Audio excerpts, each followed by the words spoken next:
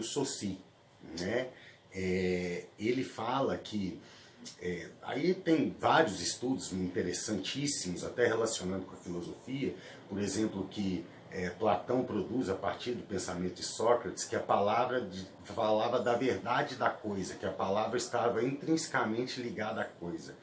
E aí a gente já está sabendo que mesa não tem nada a ver com a mesa propriamente dita, a coisa mesa, né?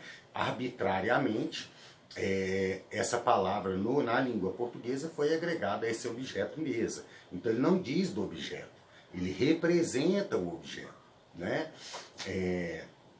Então o Saussure trabalha com a seguinte estrutura, que eu vou usar o S grande para significante e o SIG para significado. Eles são os elementos que compõem uma estrutura mínima na linguagem, que é o signo. Então, o significante, em relação com o significado, produz o signo. E aqui na linguística estrutural, depois o Lacan, eu estou falando disso porque o Lacan ele vai utilizar desses termos, mas ele vai subverter, ele vai trazer, vai apropriar para a psicanálise. Ele fala que é uma relação biunívoca. Agora eu não estou conseguindo falar. Ou seja, o que ele está falando? Que esses dois elementos, outra coisa que o Lacan importa da linguística, da estrutural, é que esses elementos nas suas relações, eles têm uma retroativação. Ou seja, o significado e o significante estão intrinsecamente se relacionando e retroativando, produzindo sempre um significado, que seria o signo, né? Eu vou dar um exemplo aqui para vocês. Eu falei aqui da palavra mesa, outro dia ouvindo, né, eu vou trazer recortes, tá, gente? Clínicos, lógico, não vai identificar sujeito nem nada, mas eu lembro de um sujeito falando da mesa, de uma mesa, sonhando com mesa e tudo, e quando eu pergunto qual que é o significado de mesa, ele no meu consultório olha para minha mesa de trabalho e fala mesa. Mas também me veio à mente família almoçando, todo mundo almoçando junto. Depois ele dá uma risadinha e fala de sexo também. Ou seja, o que dentro da linguística aí, né, eu estou usando esse exemplo, que a palavra mesa vai produzindo assim significados retroativando, significante e significado. Isso deixando bem claro na linguística estrutural do Saussure. O tempo inteiro ele vai pensando na mesa, né, e vai associando a imagem acústica de mesa, ele tem pensamentos da mesa, ele produz a sua mesa de trabalho, uma mesa da família almoçando, depois sexo. Né? Então, olha aí como é que a linguística ela funciona. Então, dessa forma, a linguística é algo autônomo, né? É autônomo, não está ligado às coisas propriamente dito, né? Outra coisa interessante que a linguística traz, que vai ser importante para a gente aqui entender o real, o simbólico e o imaginário, é que o seguinte, um signo, né? Então nós vimos que o significante em relação com o significado produz um signo, ok? Produz esse signo que tem o significante em relação com o significado, produz o signo que tem um valor ali que agrega uma representação para um determinado objeto, para um determinado elemento, uma situação, ok? Bom, outra coisa muito importante no estruturalismo, na linguística estrutural, é que um signo sozinho ele não tem valor. Ele só vai ter valor na presença de outro signo, pela diferenciação. Né? Então, um signo só tem valor em relação a outro signo. Tá? E sempre nessa relação de retroativação. Por exemplo, a palavra manga. Ok? Manga. Olha só. Manga por si só, nós estamos falando de quê? Manga? Nós estamos falando do fruto manga, nós estamos falando de manga de camisa. O que nós estamos falando? Então cabe na diferenciação aí que vai dando um sentido. Né? Por exemplo, manga curta, manga longa, sem manga, manga madura, manga verde, mangá. E aí eu coloco um BA no final, mangaba, já é um outro fruto. né? Não é a manga que a gente conhece propriamente dita. Então, um signo, segundo a linguística estrutural, ele só vai... Isso aqui é importantíssimo para entender a questão do Lacan, como que ele vai ver isso também em Freud. Nessas polaridades, nessas diferenciações, como é que produz sentidos diferentes. Então, isso daqui é muito importante para a gente poder entender onde é que o Lacan busca, onde que ele bebe, né, para produzir, né, os conceitos de real, simbólico e imaginário. Então, isso que a linguística faz, né? Bom, não só da linguística, né, o Lacan também importa, eu estou falando apropria, importa não, ele apropria também de conceitos do estruturalismo, da antropologia estrutural, principalmente Lévi-Strauss. Vou dar uma dica de um livro aqui, ó, que é do Oliver Denkens, que fala sobre Lévi-Strauss. Muito interessante a gente poder entender, para quem quiser aprofundar mais, principalmente essa questão do simbólico que o Lacan traz, a eficácia simbólica em Lévi-Strauss. É bem interessante, tá? Estudar. Na antropologia, ele se chamava Lévi-Strauss de etnografista, ou seja, ele fazia mais ou menos uma localização das questões antropológicas de uma determinada cultura, na verdade, de uma determinada etnia.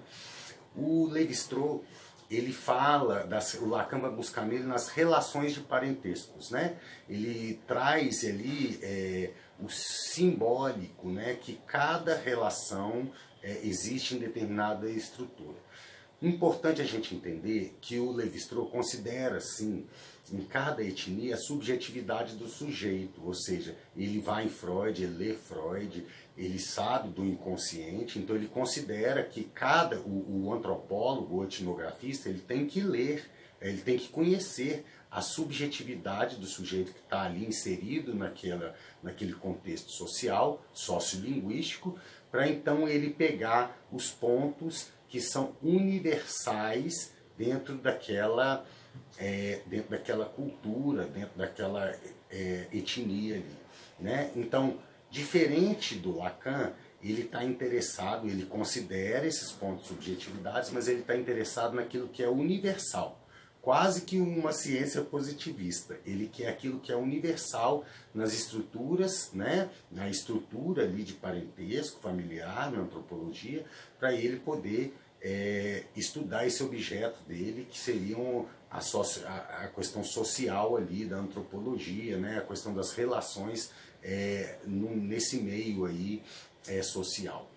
O Lacan já pega outra coisa. O importante é que existe sim. Lacan fala que existe essa estrutura, né? Essas relações estruturais, vamos dizer assim, no meio social, na cultura, mas ele está interessado na subjetividade do sujeito. Então o Lacan o tempo inteiro ele vai apropriando de conceitos do estruturalismo para poder criar um próprio corpo da leitura que ele faz em Freud. Outra coisa importante para a gente poder ler melhor Lacan, porque já as pessoas acham muito complicado, não? Ele é muito barroco. O que significa? Que ele tem um pensamento da prega. Ele não fica ali numa forma evolutiva falando de um determinado conceito. Então, por exemplo, vou dar aqui o seminário da ética, né? O tempo inteiro, esse ano eu li muito o seminário da ética, o seminário 7, o tempo inteiro me parece que ele vai falando sobre dois temas no seminário 7 da ética, desejo e ética e da questão moral. Mas como é que ele faz isso? Ele vai lá em Aristóteles, né, no início do seminário, aí ele vai em Freud. Em Freud, tá vendo? Ele vai em Aristóteles e ele vai em Freud, mas ele está falando lá de desejo e de ética. Depois ele vai lá em Kant, aí ele volta em Freud. Depois ele vai lá no Marquês de Sade. Depois ele volta em Freud. Então o tempo inteiro o Lacan, ele nesse pensamento barroco dele, cheio de rococós, cheio de nuances, ele vai falando de um mesmo tema, acredito eu, né? Isso é a minha percepção, relacionando né, fazendo esse pensamento da prega. Então, no seminário da prega, ele está falando de desejo e ética da psicanálise, também na psicanálise, aí ele começa em Aristóteles, vai em Freud, vai em Kant, vai em Freud, vai em Marquês de Sade, vai em Freud, ele vai lá na história da arte e volta em Freud. Então, o centro é sempre assim, da leitura dele é Freud, mas ele vai dialogando, né, fazendo um pensamento da prega mais barroco, com outros saberes, né? Então isso é muito importante para a gente poder entender, porque fala de um ritmo, de uma maneira de ler Lacan e entender melhor o real, simbólico e imaginário, que ele é mais barroco, ele não é...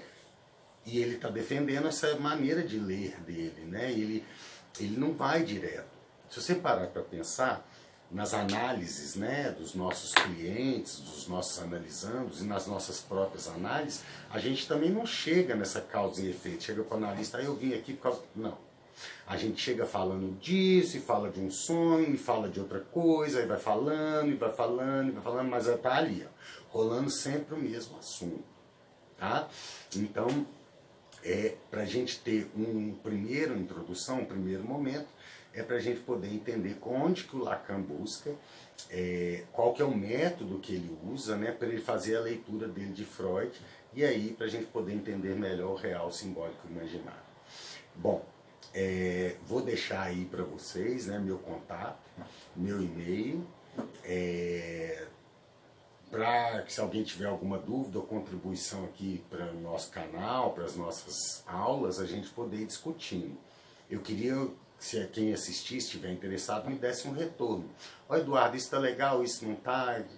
E aí a gente vai conversando sobre o assunto. Eu pretendo falar num próximo encontro, num próximo vídeo, sobre, já começando em Freud, né, sobre os aparelhos psíquicos de Freud e como é que o Lacan já vai fazendo essa leitura já do real, do simbólico e do imaginário. E depois eu vou mostrar o método que eu pretendo apresentar o real, simbólico e imaginário para vocês. Eu aguardo o retorno e tamo junto.